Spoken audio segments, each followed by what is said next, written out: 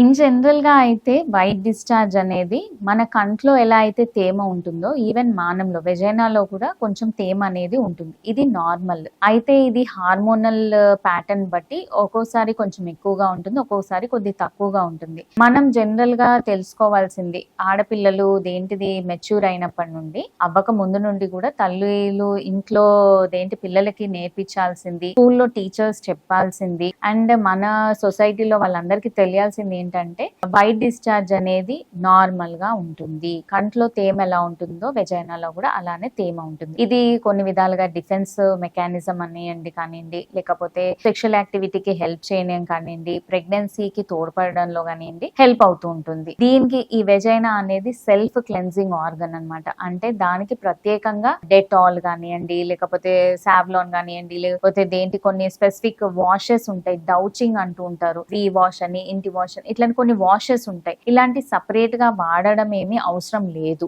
And ఎటువంటి cents కూడా perfumes ఓడర్ రావద్దు అని చెప్పేసి, వాసన వస్తుందని చెప్పేసి వాడుతూ ఉంటారు. అలాంటివి కూడా చేయాల్సిన అవసరం లేదు. ఒక న్యాచురల్ ఆర్డర్ అనేది ఉంటుంది. అది దట్ ఈస్ కామన్. కానీ అదే ఒకవేళ ఎప్పుడైతే వైట్ డిశ్చార్జ్ అధికంగా అవుతుంది, ఎప్పుడు అధికంగా అవుతుంది అంటే నార్మల్ గా నేను చెప్పినట్టయితే ఇప్పుడు హార్మోన్ డిపెండెంట్ ఉంటుంది కాబట్టి పీరియడ్ వచ్చే ముందు కొంచెం ఎక్కువగా ఉంటుంది, లేకపోతే ఓవ్యులేషన్ అయ్యే పీరియడ్ లో సెక్షువల్ యాక్టివిటీకి ప్రమోట్ చేయడానికి కొంచెం వాటరీ కన్సిస్టెన్స్ లో ఎక్కువగా ఉంటుంది. ఇలా కాకుండా వాళ్ళకి కంటిన్యూస్ గా వైట్ డిశ్చార్జ్ అవుతుంది. ఎక్కడైతే వాళ్ళు కంపల్సరీ ఒక ప్యాంటీ లైనరో లేకపోతే ఒక ప్యాడ్ ఏదైనా వాడాల్సి వస్తుంది, లేకపోతే ఏదైనా వాసన, విపరీతమైన వాసన అంటే ఫిషీ ఓడర్ కానివ్వండి, లేకపోతే డర్టీ స్మెల్ అనిపిస్తుంది, ఇన్కన్వీనియంట్ గా ఉంటుంది వాళ్ళకి. అలా ఉన్నప్పుడు కానివ్వండి, లేకపోతే దురద అనిపిస్తుంది, ఇంటిమేట్ పార్ట్స్ దగ్గర వాళ్ళకి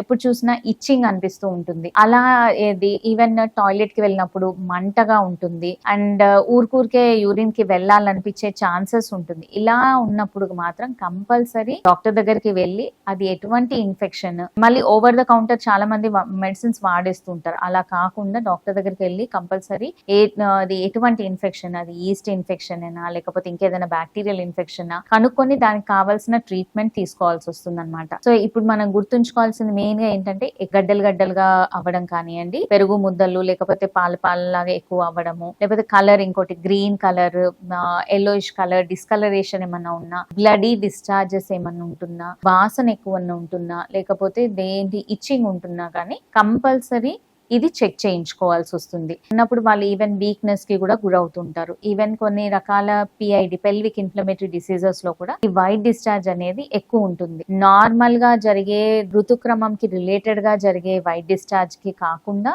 ఇలాంటి ఏవన్నా సిమ్టమ్స్ ఉన్నట్టయితే కంపల్సరీ గైనకాలజిస్ట్ దగ్గరికి వెళ్ళాలి, సంప్రదించి దానికి తగ్గట్టుగా మెడికేషన్ తీసుకుంటూ ఉండాలన్నమాట.